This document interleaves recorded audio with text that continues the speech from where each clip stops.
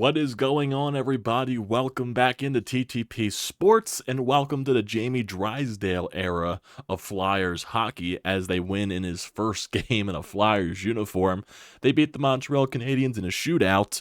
For some reason, it feels like every time Sam Erson's in the net for the Flyers, they either go to overtime or the shootout. It just always feels like that, but hey, they get a win, and it's 2 points at the end of the day. That's all I care about. I don't know. I don't care if you win in regulation. I don't care if you win in overtime. I don't care if you win in the shootout.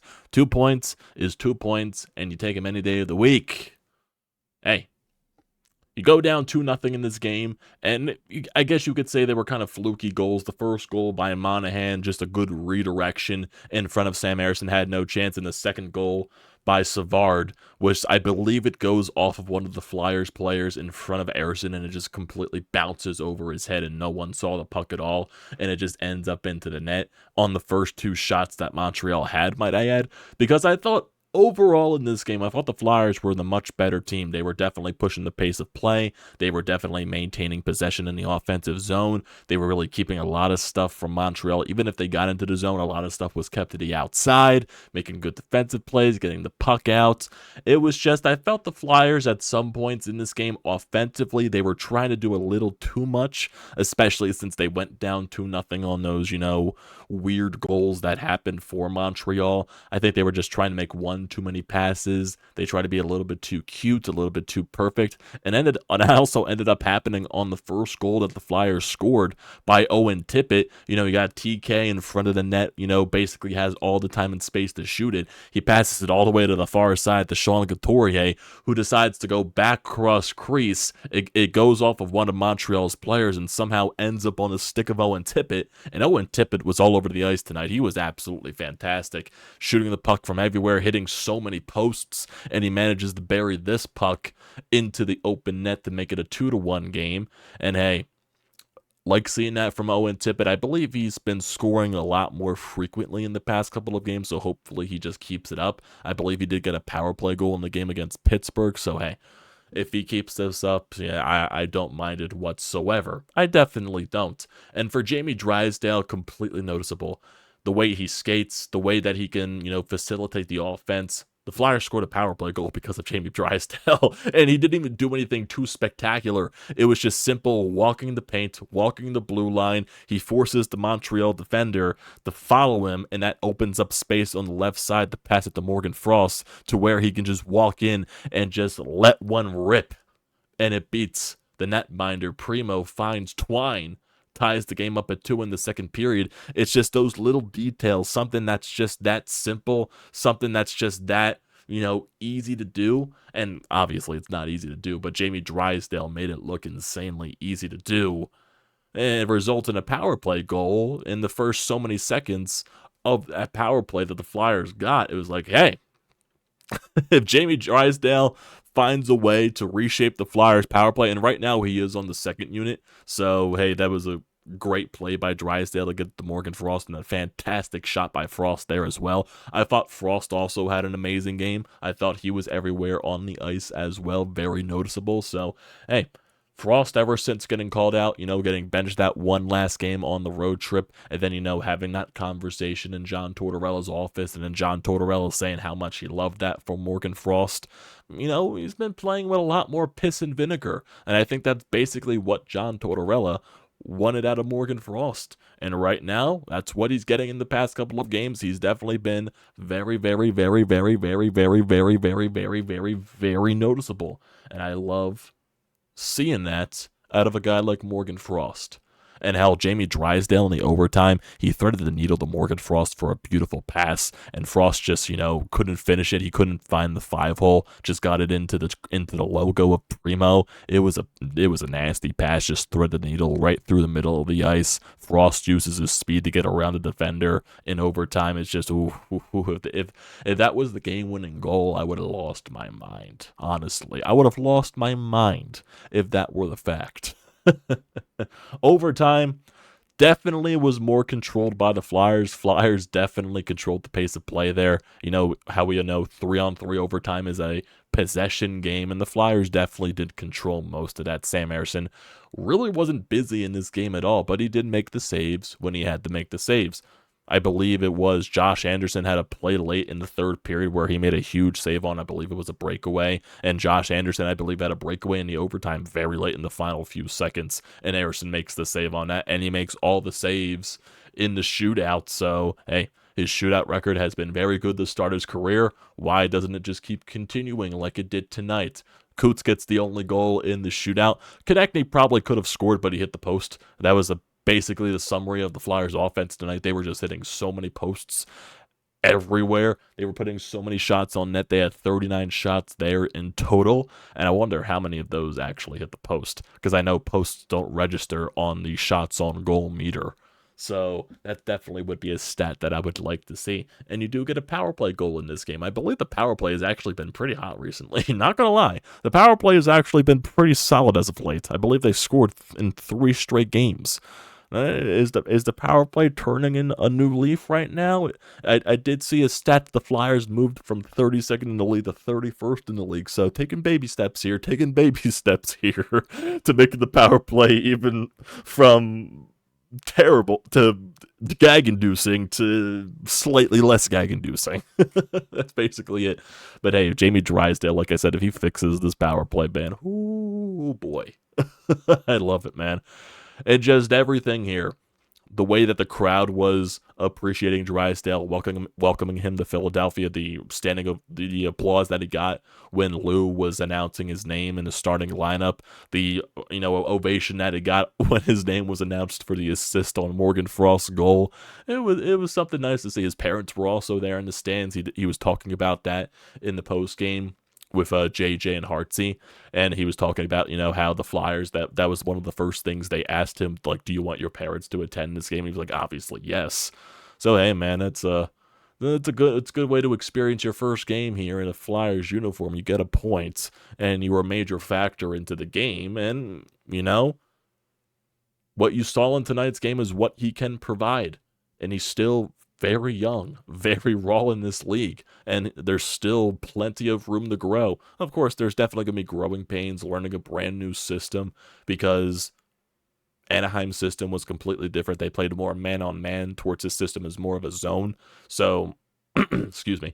So Drysdale is definitely going to have to learn a different system, but I thought pretty much right here, Torts has already stated that, focus on the offense first. We'll teach you the defensive side in our system. So, hey, he's giving Drysdale all the room possible right now. He started on the first pairing with Travis Sanheim on the right side, so that was nice to see. But they did go 11 forward, 7D in this game, so that's definitely going to be interesting as the games go along.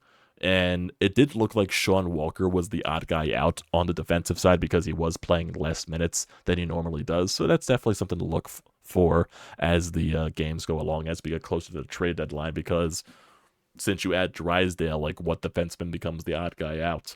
Because there's so many ramblings about Sean Walker, Nick Sealer, Rasmus Ristolainen revolved around trade deadline stuff and everything like that. So could you get rid of Sean Walker, and with the season that he's been having here under the Flyers system, and you get yourselves a nice little draft pick? That would be nice. That would definitely be nice. And you just basically have to wait and see on every point right there in that situation. But hey, right now that's another discussion for another time. Right now, we just got to focus on the now, and you got yourselves a nice little win here. You had yourself a pretty good homestand following that, sloppy road trip. I believe you got 5 out of a possible 8 points on this homestand, so that's definitely a step in the right direction. But now you go on the road for 3 straight games to the Central Division, which is definitely going to be some tough competition. You got Minnesota on Friday, I believe. Then you got the Winnipeg Jets, one of the best teams in the NHL, so that's definitely going to be a very tough game. That is, and especially those two are on a back-to-back. So I would assume Hart plays on Friday, and then Ersson plays on Saturday. That's what I would expect at this point. And then on Monday the 15th in St. Louis. So definitely Winnipeg would be the tougher one. You would try to look to get wins in Minnesota and St. Louis, but I do believe Minnesota just called up their top goaltending prospect, Wallstead. So knowing him, he'll get the start on Friday, and he'll play the best game of his goddamn life against us, because that's what it just feels like the entire time when young rookie goaltenders play against the Philadelphia Flyers. They just completely stonewall us. That's basically been my experience as a Flyers fan. That's what it always feels like. But It's definitely gonna be a tough 3 games, but who knows? Maybe it's a good thing for Drysdale. How he goes on the road, gets the bond with the teammates, stay in the hotel and all that stuff, go out to dinner, have some conversations, shoot the shit and all that stuff, get to know one another. So I think that'll be definitely a good thing for Jamie Drysdale, just to get closer to the teammates. He did get the dog mask in the locker room tonight after the win, so they're definitely welcoming him with open arms, which is very nice to see out of this Flyers locker room with the way that they act like a family. So that'll be definitely something there. And even going to Cutter Gauthier, I guess we can bring up some Cutter Gauthier stuff here on the last stretch of this recap. So more stuff has definitely come out from Cutter Gauthier. His agency, his representatives have come out and said something. He also did appear on a podcast from the Anaheim Ducks, and he did also give some of his statements, but really, both of those statements from the representatives and from Cutter Gauthier really didn't say anything. They basically just both summarized, we want to keep this private. It's between Cutter, his family, and his representatives. It has nothing to do with the Flyers or anything like that. It was basically just cut and dry. They didn't give the full story. So it basically just leaves people up there for speculation and assumption. And that's basically it. The Kevin Hayes stuff did come out as not true. Kevin Hayes did text Danny Briere and all that stuff saying, I had no involvement in this whatsoever, and the Flyers have to come out and confirm that. So from the reports of Anthony Sanfilippo there definitely was something a little bit false, but I'm sure if he's getting that type of information, he's probably getting that from someone in the Flyers organization. That's all I would assume at this point, but it's basically just, gotta wait and see. We're never going to know this full story. At this point, you just assume that Cutter Gauthier wanted out of Philadelphia, and the fact that he wanted to come here after his freshman year in Boston College. Danny Briere thought that we think that you can improve your game. We don't have, we want to bring you up here, but we're not going to give you a guaranteed roster spot. So we want to sign you to your ELC, but we're also, hung up on cap space because of fucking Chuck Fletcher. So if you could wait a little bit, we'll give you your ELC, but you're still not going to be guaranteed a roster spot. And I guess Cutter Gauthier took that the wrong way for some odd reason, and he completely goes to the Flyers, to where he's not even talking to John LeClair and Patrick Sharp, out of all people, when they go and visit him in Boston College to see him up there for a game. And literally Gauthier has his coach come out of the locker room to tell John LeClair and Patrick Sharp that he's not going to speak with them. What kind of... You have to have some balls on you. In what world do you think this is when you have respected guys, guys that have played long careers, Stanley Cup champions, guys that have put up many numbers in the National Hockey League, respected guys, and you're not even going to give them an ounce of your time? You're just going to disrespect them like that. And when you have Danny Briere and Keith Jones, and I believe Patrick Sharp as well, go to Sweden, to the World Juniors, to basically only there for you, to try to talk to you, and still you don't give them the time of day. That was the only reason they went there, was because of you.